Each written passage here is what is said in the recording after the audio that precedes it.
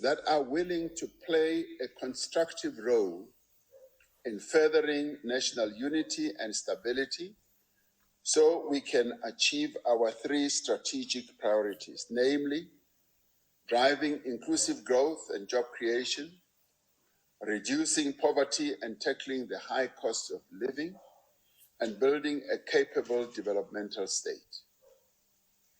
In line with the statement of intent, we will first begin our engagements with the parties currently who are part of the GNU with regard to seeing the extent to which we can expand and advance the GNU with other parties that see themselves supporting the objectives that we set out in the statement of intent.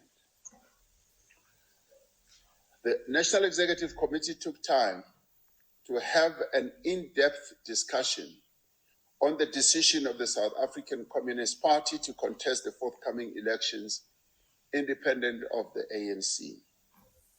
We recognize that the South African Communist Party is an independent political organization that has the right to contest elections as it sees fit.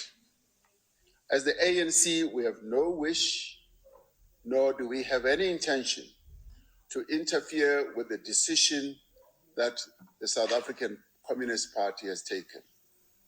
However, as we have indicated to the South African Communist Party, our ally, we disagree with the decision.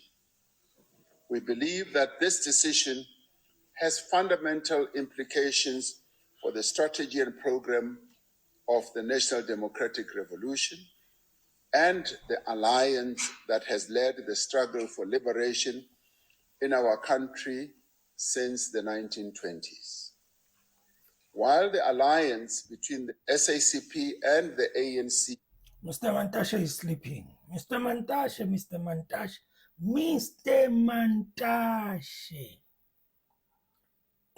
Guys, if you are tired, right? You've been busy, you are tired, meeting after meeting, and all of that. Don't be in front of a camera, okay? Please, stay away from the camera. Now, Mr. Mantashe is sleeping there. Hey, guys. South Africa, hey. Has spent the better part of a century. This is not about the past. It is not about nostalgia. As the ANC, we are seriously concerned that this decision taken by the South African Communist Party to participate in elections in their own name and right will significantly weaken the forces for national democratic change. We will continue to seek to engage with the SACP on how we will run those elections. We will go out from this meeting to explain our position to our structures at every level of our organization so that comrades, members of the ANC are empowered to explain the challenge this poses to our transformation agenda. We are determined to ensure that these developments do not divide our movement or cause instability. We reiterate that the SACP members who hold ANC membership are full members of our movement with the same rights and duties as any other ANC member. Rights and responsibilities that are clearly stated in our constitution. So we will continue to engage with the party to see the extent to which the decision they have taken can be fully understood and also the extent to which we will be able to work together as the 2026 elections come, in which they have decided to participate in their own name and right. We also took time to discuss the national dialogue. And the National Executive Committee reaffirmed its position that it sees the national dialogue as a process to enable inclusive dialogue amongst our people, inclusive discussion and conversation across the country about the vexing issues and challenges that face our nation. The national. Okay, so, ladies and gentlemen, he was talking to, I think it's a response, I believe, after their meeting with the SACP deciding to contest the elections. Okay, so to be honest with you, I don't blame SACP. I don't even care what you say. I don't blame them on what they have decided to do. And you might be asking, okay, how is it going to affect the ANC? Trust me, guys. If the SACP, they are going to contest elections on their own, that means it's not going to be we are contesting, and then by contesting and then we enter into the ANC, or we remain into the ANC, and then by remaining into the ANC, then the ANC will look at us in a serious manner, to such an extent that they might give us some government positions. You see? Now, remember what Mr. Ramaphosa said. He said that the members of the SACP are the members of the ANC, right? That will mean if they go and contest, they are still the members of the ANC. They are going to contest the elections as the members of the ANC. That will mean if they win not win the elections, if they get maybe a seat or anything in parliament, let's just say they get a seat, what's going to happen? Obviously, the ANC are going to look at the SACP in a different way or different light, because now they can be able to actually influence, or maybe derail maybe whatever position in parliament the ANC takes, whatever bill they want to vote for, they might influence it in a different way. So they will have to do something, the ANC, to make the SACP happy. Unfortunately, because it seems like the SACP is not happy. And I did post a video where Mr. Mapaila was talking about when they asked the ANC, when Mr. Zuma was still a president, they asked the ANC to actually give them one of the departments, which was the arts and culture, all right? They refused, Mr. Zuma refused and said, yeah, what do you want to do with that, okay?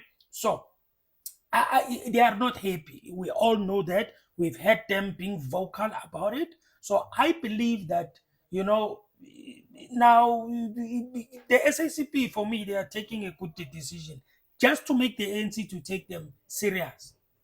And if it's going to be the SACP gets maybe a seat in parliament, and it's going to be standing there alone without supporting any ANC with the bills, without doing whatever.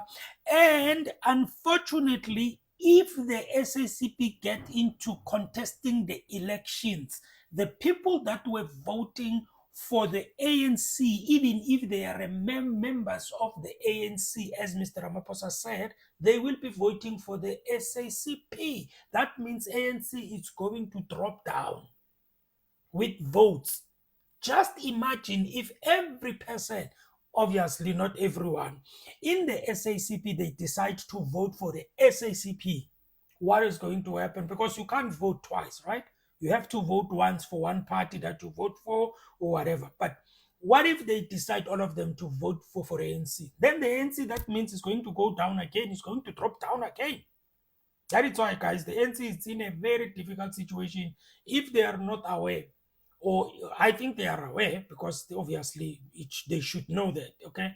And if they are not taking it that serious, and they think they're just going to hold meetings, one meeting, two meetings, and then they think they can bring back people, the only way you can bring back people into your party, let me say that again, the only way, and that's the only way for you to bring people to your party to vote for you, or to bring people to come back vote again, give them the services they are looking for, give them the services, and stop going around and talking and talking and talking, no implementation. The only, you see, you can go and try to convince people verbally and tell them, yeah, we will do this, do that. Trust me, if you are not giving what people want, trust me, you are not going to be in a good. The reason why the NC stayed the way they stayed in terms of power, stayed for a long time as they stayed, was because all of us, when the 1994 thing happened, we all loved the ANC because that was the party that was in power. We loved it. We loved Mandela. All of us, don't even pretend as if like you didn't. You voted because of there was Mandela and everything, and then it went and went and went. And after Mandela, obviously, there were some people who were still loyal, but there were some people who were seeing that things are starting to, Now it's very important, guys, that the NC they must understand. I'm not trying to advise them, but it's even though I'm an ordinary person who's making just YouTube videos. If they are able to see the video, they can learn something. Even though I'm nothing, all right? They can learn something, okay? The only way for you to be looked at in a positive light, give to people what they deserve. Give them the services. And stop this thing of when people are trying to protect their country and then you tell them it's xenophobia. Stop that thing, guys. Okay? Some of you, I can tell you right now, and I'm going to say this boldly. Some of you, in 15 years to come, in 20 years to come, you will still be here. Maybe sister, some of us we will not be still be we will not be around at that time. Some of you, you will thank these people who are trying to protect your country. And these people who are trying to protect your country, trying to take the services from where the services are not supposed to go and bring them to you as South Africans. They are doing it for you. They are doing it so that in future, when your kids, because you will not be around maybe when your kids are up there. You will not be around. You don't know what will be happening. You don't know if they will be happy. Guys, you guys think for the future, man. Think for your kids. Whatever you do, think for your kids. When you are fighting for anything that you are fighting for, services, healthcare services, whatever, it's for your kids. It's for your kids. Don't and you guys who are ordinary sitting there, you've got kids, small kids, and you know that in financially you are not okay, and you need actually a right and a good and a functioning and a health care that is going to actually service your kids when if anything happens when you are still not there. And the people they go like that, they do speeches, they say xenophobia, xenophobia, xenophobia. I don't know, guys, what do you want? I really don't know what do you want. The reason why people they were fighting, the reason why the fees must fall was happening, it was because people they were trying to protect their rights. They were trying to get the things that they deserve. All these matches that are happening or not happening, all these legit matches that are happening, they are for them. They know their rights. I don't think there's somebody who can just go in match without knowing their rights. They know exactly what's supposed to be happening. Don't do are you telling me that people they can go and march and do all these things without knowing exactly what is happening? And you've got people who are sitting in their own cars, their beautiful cars, making videos telling us that, yeah, no, these people who are busy saying, foreigners, they must not go to get the health and everything. And then they make some guilty thing of a video of saying, yeah, if a person is sick, whatever. If a person is sick, obviously they allow the person to go and get the tip. But if a person is just okay, sober, he's okay. It's just that he's going there maybe to do something. And then the line, you guys, it's one day,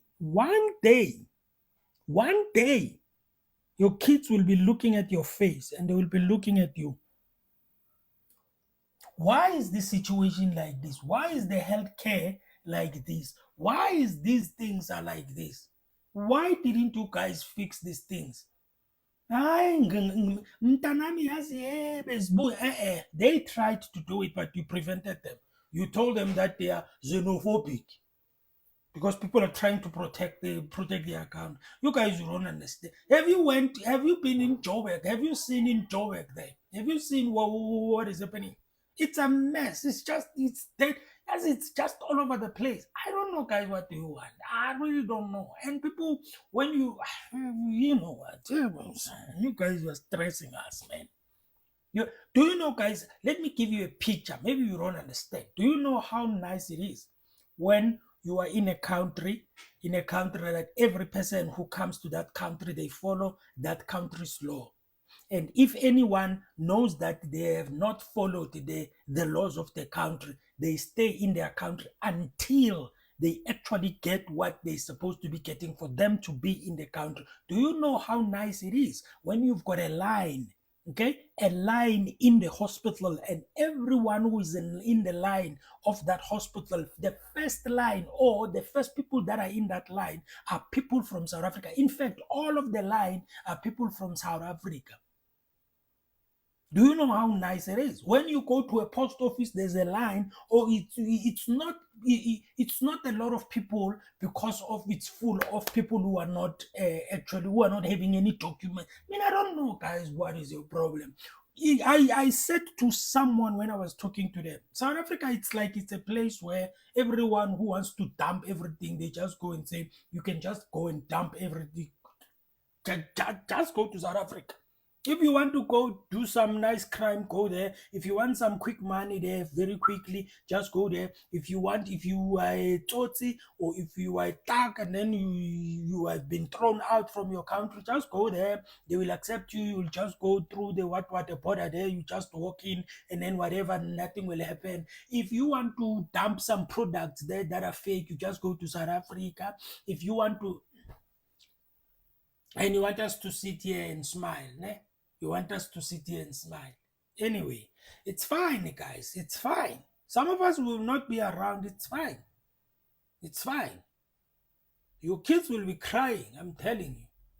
Because of you, some of you will be lucky enough to be alive, actually. You will be looking at your kids. When you go to a hospital there, a line is going outside to the streets. And all of the people that are there are undocumented. You are a South African documented. You are at the end, the last line. And every person that is before you, they all don't have documents. I don't know what you are going to say. I'm just saying. Some of you don't see the pictures of the future. You are just thinking now it's xenophobia. The government, unfortunately, guys, I told you before, they have let this thing to slide.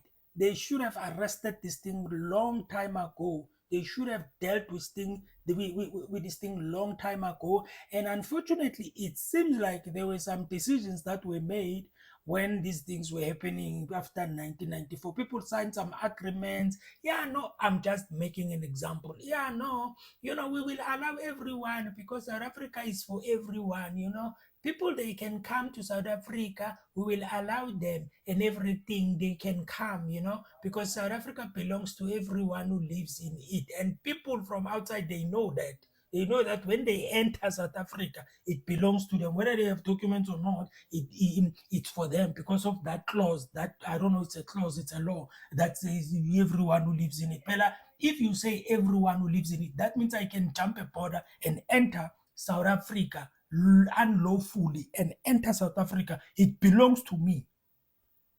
It belongs to me because I am in South Africa. Those who live in South Africa, you see, it becomes a problem. That is why I'm saying in the beginning, from where it started, people, they were supposed to arrest this thing. They were supposed to make sure that no one comes here without any documents, any laws followed documents, whatever thing. But everyone was excited and people were just enjoying life and they were not seeing what was happening. And some of you are not happy anymore to be in South Africa because it's messed up now. And when you thought that people are not fixing, it's getting worse and worse and worse and worse. Anyway, thank you guys for watching. You have a fantastic day. You can like the videos, you can subscribe. Tell me in the comments what do you think about this SACP and the ANC thing, contesting the elections and whatever. Is it going to affect the ANC that much or not? Or maybe we are just thinking, assuming. Okay. Anyway, thank you guys. You have a fantastic day. This guy is out. Subscribe, like, and do what you have to do. Shut up there too. I'm out.